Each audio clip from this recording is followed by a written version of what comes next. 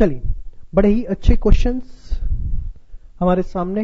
M R is equals to 6 by x plus 2 का square plus 5, T R function demand function, output at which T R is maximum. ऐसे जिसमें कुछ भी नया नहीं है, आपको सारी चीजें आती हैं, just you have to practice it. आइए, आपको पता है अगर मैं एम आर को इंटीग्रेट कर दूं तो मेरे पास टी आर आ जाएगा। अब M R is 6 x plus 2 का होल स्क्वायर प्लस 5, यही है आपका। अब इसको इंटीग्रेट अगर हम कर दें तो हमारे पास क्या आ जाएगा, टी आर। देखिए अब इसको इंटीग्रेट कैसे करना है। 6 बाई एक्स प्लस 2 का होल स्क्वायर जो आपके पास आया है, इसको आप इंटीग्रेट कैसे करोगे, ये आपके पास मुद्दा है। ध्यान से देखिए। देखिए बहुत सिंपल है, कुछ भी नहीं है। याद है मैंने आपको एक बेसिक सिखाया था। क्या सिखाया था सर आपने, बताओ हमें। D by D x of 1 by x minus 1 by x square, D by D x of 1 by x square is minus 2 by x cube. याद है, ये हमने सीखा था। तो अगर इसको डिफ्रेंशिएट करने पे ये आता है तो minus 1 by x square D x को इंटीग्रेट करने पे क्या आएगा, 1 बाई एक्स। यस और नो। अगर आप कहते हो 1 बाई एक्स का differentiation minus 1 by x square है तो इसका एंटी डेरिवेटिव क्या होगा, 1 बाई एक्स। आप देखो सेम फॉर्म यहां पर है, बस माइनस ही तो नहीं है तो लगा देते हैं माइनस, क्या दिक्कत है। माइनस 6 बाय एक्स प्लस 2 का स्क्वायर प्लस 5 डी एक्स। तो क्या मैं ऐसे लिख सकता हूं, माइनस जो 6 है माइनस 1 बाय एक्स प्लस 2 का स्क्वायर प्लस 5, तो this will be minus 6 into 1 by x plus 2, ये होगा आपका। और 5 का क्या हो जाएगा, 5x प्लस सी। तो आपके पास टी आर आ गया minus 6 by x plus 2 plus 5x plus c. आपके पास ये आ गया, समझ में आया। कुछ भी इसमें टेक्निकल नहीं है, कई बार दिमाग लगाना पड़ता है कि सर ये आ गया, अब कैसे इसका हम इंटीग्रेशन करेंगे। अरे कुछ नहीं है भाई, सिखाया तो था। आप देखो एकदम वही चीज है, इसका डिफरेंशिएशन ये होता है तो इसका इंटीग्रेशन ये होगा, और ये उसी फॉर्म में आपको यहां दिख रहा है। ठीक है। अब सर ये सी कहां से आ गया, आप तो बड़ा चिल्ला चिल्ला के बोल रहे थे कि फिक्स कॉस्ट नहीं होती, फिक्स कॉस्ट नहीं होती, मतलब फिक्स्ड रेवेन्यू नहीं होता। फिर ये सी कहां से आ गया, बेटा इंटीग्रेशन किया है, सी तो आएगा। ये तो एक, यहां पर सी को आप टोटल फिक्स्ड रेवेन्यू नहीं बोलते, यहां सी हम बोलेंगे it's any constant, any constant of function. कोई भी फंक्शन का एक कांस्टेंट है जिसको हम कई बार आर्बिट्री कांस्टेंट भी कह देते हैं। अब हम इसकी वैल्यू निकाल सकते हैं। कैसे निकाल सकते हैं, अगर मैं x 0 कर दूं तो मेरा जो रेवेन्यू है वो भी क्या हो जाएगा, 0। इफ आर आउटपुट इज 0, अगर मैं एक भी आउटपुट नहीं बेच रहा, x किसको रिप्रेजेंट कर रहा है, आउटपुट को। तो अगर आउटपुट 0 हो जाए तो रेवेन्यू भी 0। तो टी आर इज वॉट, -6। अगर मैंने x को 0 कर दिया, 0 प्लस 2 प्लस 5 0 प्लस सी, टी आर भी क्या हो जाएगा आपका, 0 0 -3 प्लस सी। तो सी जो है देखो आपका क्या आ रहा है, 3। तो अगर मुझे इसे एक प्रॉपर फंक्शन बनाना है टोटल रेवेन्यू को, तो टोटल रेवेन्यू जो है वो मेरा प्रॉपर फंक्शन क्या तैयार होता है, वो तैयार होता है -6 x plus 2 plus 5x plus 3। ये मेरा टोटल रेवेन्यू का फंक्शन तैयार हुआ।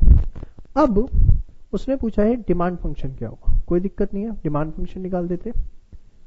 ए R is equals to price, और वही डिमांड फंक्शन होता है। तो टी आर बाय आउटपुट आपको करना है।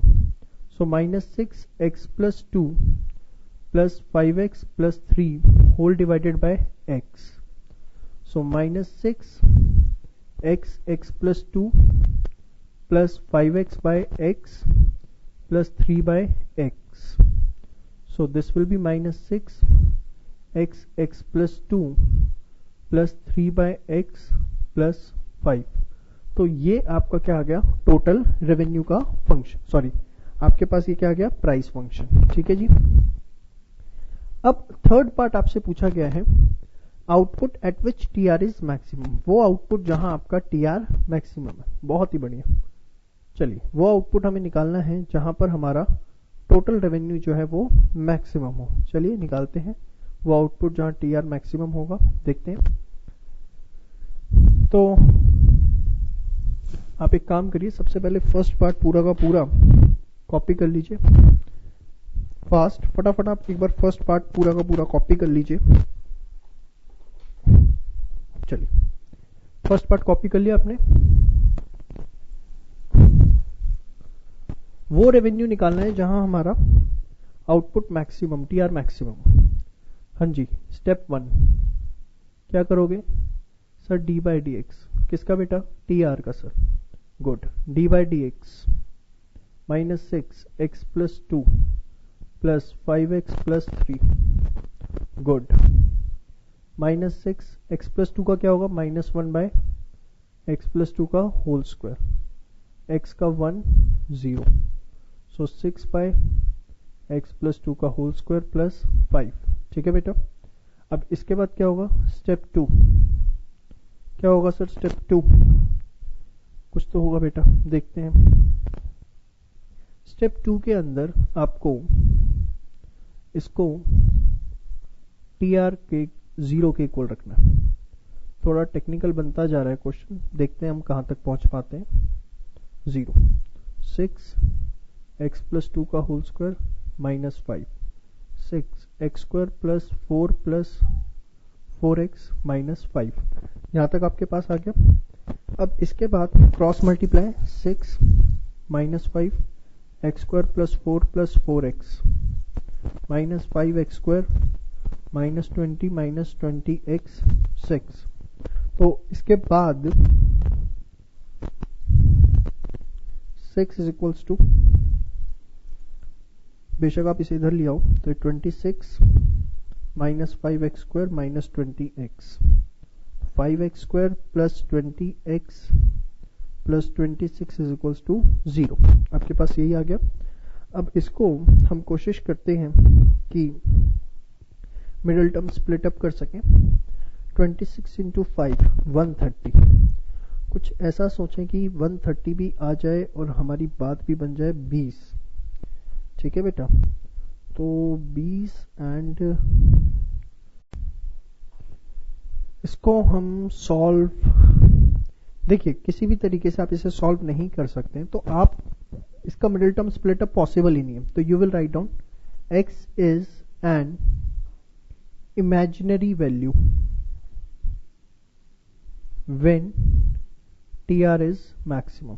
ये पॉसिबल ही नहीं है किसी भी तरीके से, क्योंकि आपने जब रखा तो जो इक्वेशन आपके सामने बन रही है उसे आप सॉल्व ही नहीं कर सकते। ऐसा भी हो सकता है एग्जाम में। तो x एक इमेजिनरी वैल्यू है जब टी आर मैक्सिमम होगा। एक तरीका और भी अगर हम इसे देखना चाहें, हमें एक चीज पता है, उसके लिए मुझे ये रब करना पड़ेगा।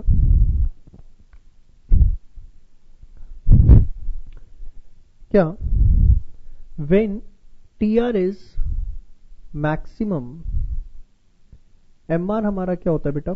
0, और एम आर मेरे पास गिवन है 6x प्लस 2 का होल स्क्वायर प्लस 5। तो अगर मैं इसको 0 रखने की कोशिश करता हूं तो यह आ जाता है minus 5 is 6 by x plus 2 whole square. अब ये पॉसिबल ही नहीं है, क्योंकि x एक पॉजिटिव होगा, पॉजिटिव डिवाइड होगा, माइनस आ ही नहीं सकता। तो अगेन मेरी एजम्पशन ठीक है, x is an imaginary number. x एक सिर्फ इमेजिनरी नंबर हो सकता है।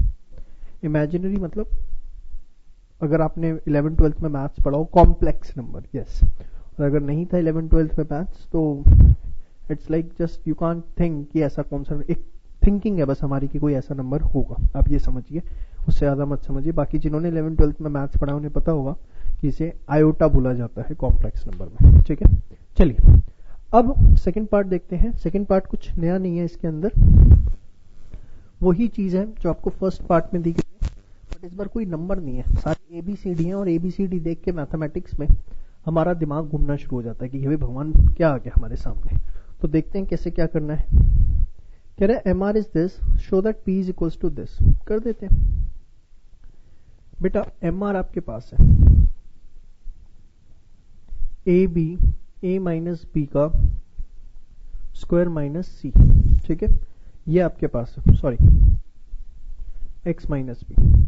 आप एम आर को इंटीग्रेट करो तो क्या आ जाएगा, टी आर, तो A B x minus b का square minus c d x.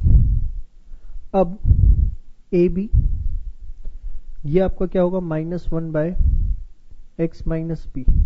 अब याद कर लो इसे बस, अभी मैंने बताया था ना कि 1/x क्या होता है, -1/x²। ये वही डिस्कशन तो है भाई। तो इसका इंटीग्रेशन जो है क्या होगा, 1/x। अब यहां पर माइनस में नहीं है, यहां प्लस में ही था। अरे भाई ऐसे देखो, इसे ऐसे है ना, प्लस में, सॉरी। तो मैं एक काम करता हूं, ए बी यहां माइनस में नहीं है तो फाइनल आंसर फिर माइनस में आ जाएगा। या आप ऐसे भी कर सकते हो कि आप यहां माइनस लगा लो, यहां भी माइनस लगा लो, ये ज्यादा आसान लग रहा होगा आपको, ठीक है। मैथ्स में ज्यादा मजे नहीं लेने चाहिए, दिमाग बड़ी जल्दी खराब हो जाता है। माइनस यहां भी, माइनस यहां भी, तो अब आपको जाना पहचाना लग रहा है, 1/x माइनस बी, ठीक है, माइनस सी। अब क्या होगा, माइनस आपने निकाला ए बी, यहां पर सी के साथ क्या आ जाएगा, एक्स, तो x minus B minus C x, ठीक है। आपके पास ये आ गया ए बी, और माइनस माइनस भी क्या हो गया, प्लस। तो ये आपके पास अभी तक ऑल टुगेदर क्या आ चुका है, टोटल रेवेन्यू फंक्शन, ठीक है जी। अब आपको क्या निकालना है, एवरेज रेवेन्यू फंक्शन, मतलब प्राइस निकालना है ना आपको। Price is what, A R which is T R by output, ठीक है। तो A B x minus B minus C x by x, ठीक है। कोशिश एक आशा वही कर सकते हैं बेटा, और क्या करेंगे, आओ कोशिश करते हैं।